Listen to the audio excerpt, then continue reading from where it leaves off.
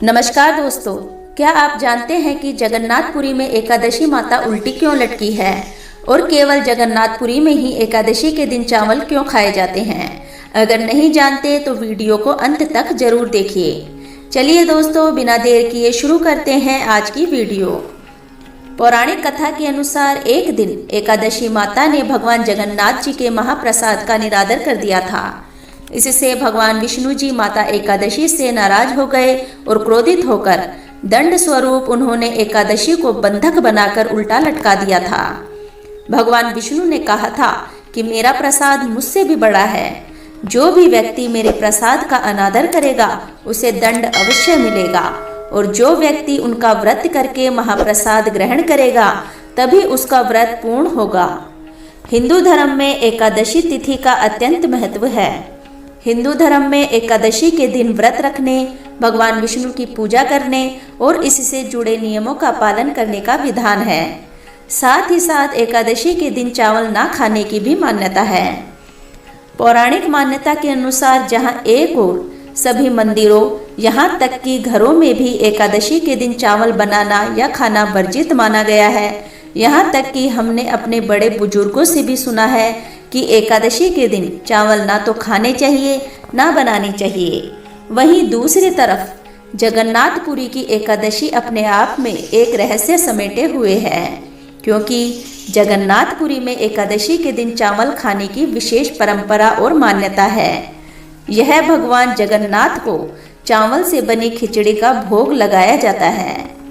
एकादशी तिथि को लेकर हिंदू धर्म में यह मान्यता है कि चाहे किसी व्यक्ति ने एकादशी का व्रत रखा हो या ना रखा हो, लेकिन उसे एकादशी वाले दिन चावल ग्रहण नहीं करने चाहिए। इसके पीछे की मान्यता यह है कि जो व्यक्ति एकादशी के दिन चावल खाता है या बनाता है, उसके अगला जन्म रेंगने वाले कीड़े की योनि में प्राप्त होता है। आपको बता दें कि सिर्फ एकादशी के दिन चावल खाना ही नहीं, बल्कि व्रत में चावल खाना भी जगन्नाथपुरी में मान्य है। अब सवाल यह उठता है कि आखिर जगन्नाथपुरी में एकादशी के दिन यह नियम मान्य क्यों नहीं होता, और क्या एकादशी के दिन चावल खाने का पाप जगन्नाथपुरी के लोगों को नहीं लगता? इन सभी सवालों के जवाब विष्णु पुराण में दिए गए हैं। इसके पीछे एक पौराणिक कथा और भी है, जिसके अनुसार एक बार ब्रह्मा जी स्वयं जगन्नाथपुरी में भगवान जगन्नाथ का महाप्रसाद खाने की इच्छा से पहुंचे। लेकिन जब ब्रह्मा जी जगन्नाथपुरी में पहुंचे तब तक महाप्रसाद समाप्त हो चुका था। मात्र एक पत्तल में थोड़े से चावल के दाने पड़े थे, जिसे एक कुत्ता चाट चाट कर खा रहा था। ब्रह्मा जी भक्ति भाव में इतने डूब गए थे कि जगन्नाथ भगवान का महाप्रसाद खाने की लालसा में उन्होंने उस कुत्ते के साथ बैठकर ही पत्तल में बचे खुचे चावलों को खाना शुरू कर दिया। मान्यता है कि जिस दिन यह घटना घटित हुई उस दिन संयोग से एकादशी थी। ब्रह्मदेव के भक्ति भाव को देखकर भगवान जगन्नाथ जी स्वयं ब्रह्मा जी के सामने प्रकट हुए और ब्रह्मा जी को इस तरह बिना किसी ऊंच नीच के कुत्ते के साथ उनके महाप्रसाद का चावल खाते हुए देखकर बोले कि आज से मेरे महाप्रसाद में एकादशी के नियम लागू नहीं होगा, और जो कोई भक्त यहाँ एकादशी को चावल खाएगा उस भक्त को मेरी विशेष कृपा प्राप्त होगी।